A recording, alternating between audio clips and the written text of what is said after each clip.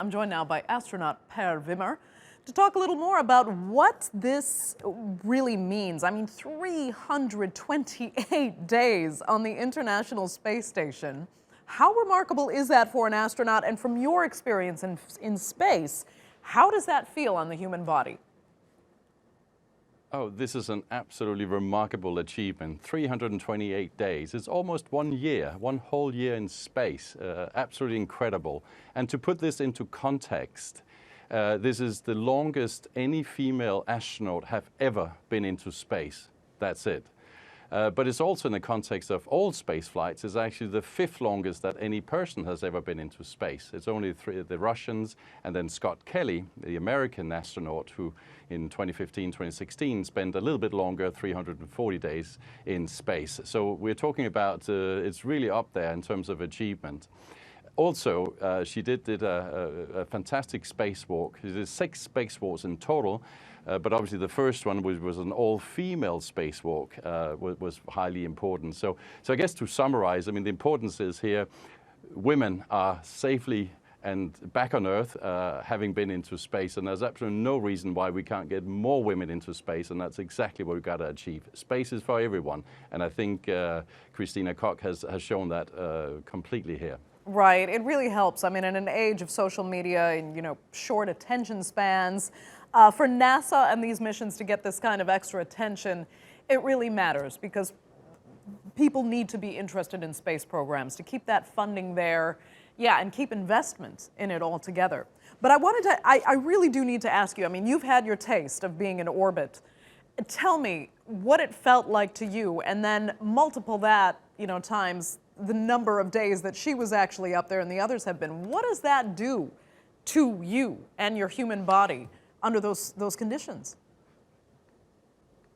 Well, first of all, Christina would have experienced on the way up there, she would experience an enormous amount of G-forces on her body, at least minimum 6 Gs, so 6 times gravity on her chest, as well as GZ pulling sort of blood out of her head on the way up there. So it's no small feat just to go into space. You do get exposed to very heavy forces, and that's what it requires to leave the Earth's atmosphere.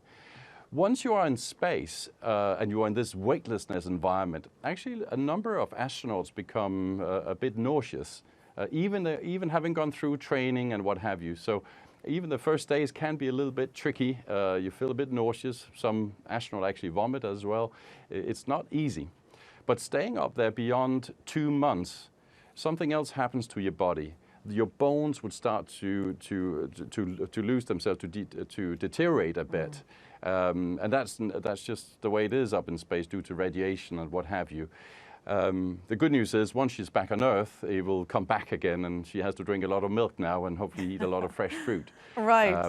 But it is quite a remarkable achievement having been into space for her. She has traveled 139 million miles over these 328 days. So it's an enormous travel she's been through.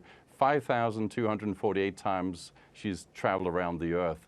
It's quite an achievement she's done here. But above all, she has inspired a young generation of females wanting to go into space. And I think that is really the most important thing here. Absolutely. I mean, tell us, though, about the experience of coming back down to Earth. I mean, you must have gone from an absolute high of actually seeing outer space for the first time and then just mentally adjusting to being back on terra firma.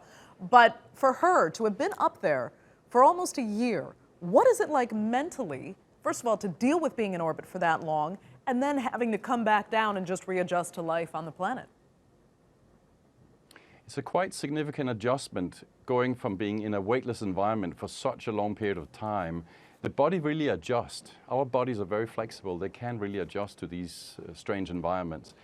To suddenly go through a relatively silent, weightlessness environment, to going through the Earth atmosphere, where she would experience 3,000 degrees centigrade outside the capsule on the way down, lots of noise, lots of heat, and then to finally land on the steppes of Kazakhstan with a big bump. It's sort of the equivalent of a small car crash, actually, she would have gone through, a planned car crash, if you like.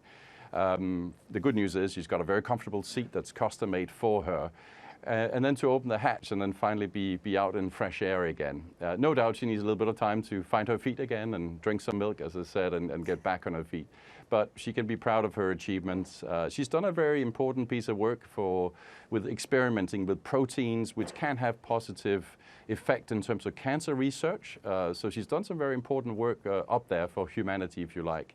So no, she's a fantastic astronaut and would have gone through an amazing experience here. Fascinating. Per Wimmer, thank you so much for joining us there from London.